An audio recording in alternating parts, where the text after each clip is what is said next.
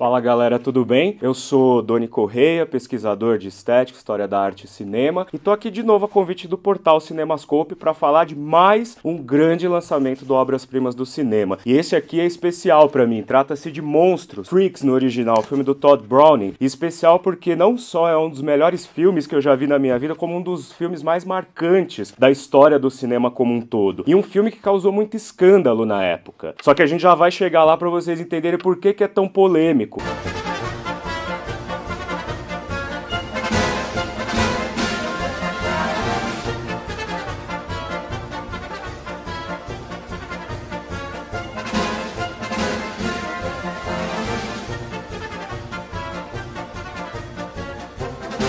Filme feito em 1932, numa época em que o Código Reis, que era o código de censura do cinema americano, feito por sinal por um pastor protestante, era muito rígido, e esse filme ele quebra alguns tabus na época. Mas pra gente poder entender por que é que esse filme é tão polêmico, vamos primeiro entender que o terror e o horror sempre foram gêneros que tiveram muito apelo popular no cinema, desde o início. Já em 1914 a gente tem as primeiras adaptações de Frankenstein, depois nos anos 20 Hollywood vai fazer outros grandes clássicos inspirados na literatura de horror, não é? Como o Médico e o Monstro, com John Barrymore, depois Lon Chaney fazendo o papel de Corcunda de Notre Dame. Então sempre foi um gênero com muito apelo comercial. Só que quando o cinema se torna falado, sai do período mudo e entra na época do cinema falado, esse gênero de terror precisa ser reinventado. E o Todd Browning, que é diretor de Freaks, está por trás dessa reinvenção, porque é ele quem dirige em 1931 a primeira adaptação oficial do Drácula do Bram Stoker, com o Bela Lugosi. Então ele dirige Drácula para a Universal e praticamente reinventa esse gênero do terror. Embora ele não fosse um diretor que se desse muito bem com o cinema falado, tanto que a carreira dele foi breve depois do filme Freaks, exatamente porque uma das razões é que ele não se adaptou muito bem com o cinema sonoro. Bom, de qualquer maneira, depois de Drácula, que ele dirigiu para a Universal, vieram outros clássicos da Universal, como o próprio Frankenstein, o Lobisomem e tudo mais. Os outros estúdios, os grandes estúdios, não podiam ficar para trás. Então, o Irving Thalberg, que era o produtor executivo da Metro-Goldwyn-Mayer, da MGM, encomendou ao Todd Browning e à equipe de escritores daquele estúdio um filme de horror que fosse tão espetacular quanto aqueles que estavam sendo feitos pelos concorrentes. Ele disse: eu quero um roteiro realmente horrível,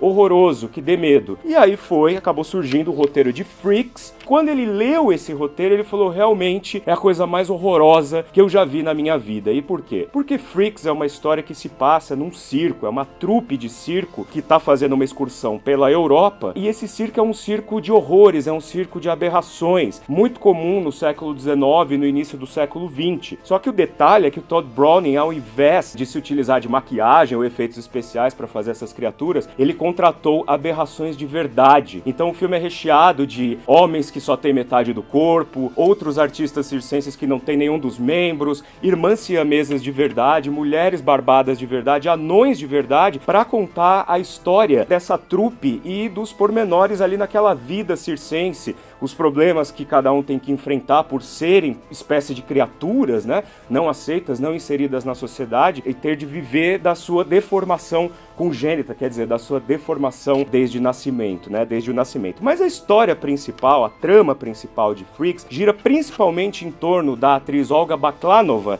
que já havia feito um grande sucesso no cinema, no filme O Homem que Ri, do final dos anos 20, né? Ela é uma trapezista, por sinal bastante mau caráter, que se associa a um outro artista do circo, que faz o papel do homem mais forte do mundo, Hércules, né, para tentar dar um golpe num dos anões dessa trupe, que é vivido pelo Harry Earls, né, que já era um anão artista de cinema, já havia feito outros filmes com o Todd Browning, inclusive com o Lon Chaney nos anos 20, e junto com a irmã dele na vida real, que é a Daisy Earls, né, eles eram 4 irmãos e viviam de apresentações em circos, em parques de diversões, como a família, a menor família do mundo, né. Os dois, na verdade, no filme fazem papel de um casal, inclusive pelo fato de eles serem irmãos, as cenas de casal foram bastante cortadas, foram bastante comedidas, né, porque eram irmãos na vida real. Mas o que acontece? O Harry Earls, que faz o papel de Hans, que é um dos anõezinhos do circo, ele herdou uma fortuna em dinheiro e ninguém sabe disso, mas a Olga Baklanova, né, que é a vilã principal aí, acaba descobrindo isso e tenta dar um golpe fingindo que tá apaixonada por ele, seduzindo, né? E é óbvio que isso acaba não dando certo, porque todas as outras aberrações do circo se incomodam profundamente com aquela ousadia, com aquela trapaça, com o fato dela tripudiar em cima de um defeito natural dessas pessoas e tudo mais, se achar superior, e resolvem fazer a punição à moda deles, né? Quer dizer, eles usam aquela máxima que a gente tem ouvido muito hoje em dia, né? Que se você mexeu com um, você fez mal pra todos. Que vai culminar com o final do filme, que eu não vou contar porque é a grande cena, né? O desfecho desse filme Freaks, que é um filme curto, tem apenas 60 e poucos minutos, 62 minutos, mas a versão original tinha por volta de 1h30, que o filme foi muito cortado, porque quando o filme ficou pronto, ele era mostrado para algumas plateias a título de experiência, para ver como que ia ser recebido, e quase sempre a reação era escandalosa. Há algumas lendas até que dizem que houve uma mulher que chegou a perder o filho, né? Tava grávida, foi assistir ao filme, ela perdeu o filho durante a exibição e queria processar a MGM e tudo mais, então o filme acabou sendo muito cortado. Essas partes cortadas, hoje em dia, disse que já não existem mais, então não dá pra saber como era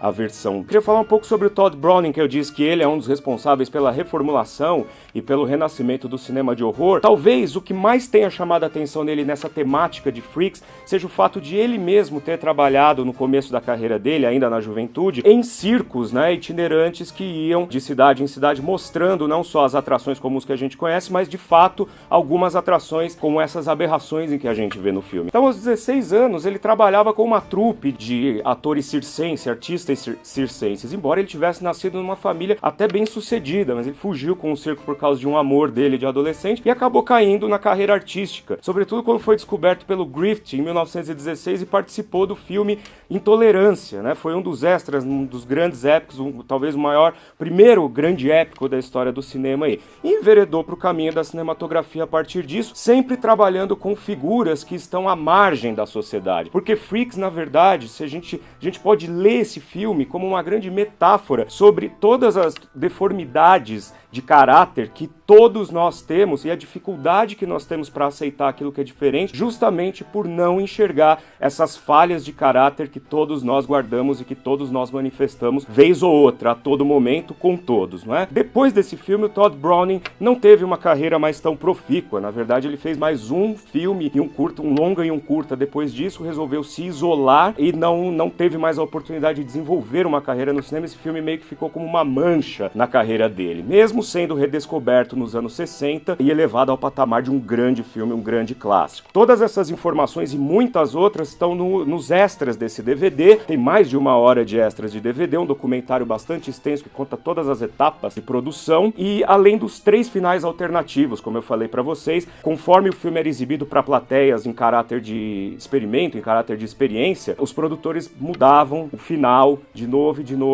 iam cortando ou aumentando, ou então mudando de fato radicalmente o final do filme. E nos extras aqui dessa edição da Obras Primas do Cinema, você tem 3 finais diferentes que você pode conferir. Bom, tá dada a dica, tá aqui Obras Primas do Cinema lançando Freaks, se não me engano pela primeira vez em DVD no Brasil. E com vários extras, uma cópia belíssima, e eu espero que vocês gostem tanto quanto eu gostei e continuo gostando. Até a próxima, obrigado.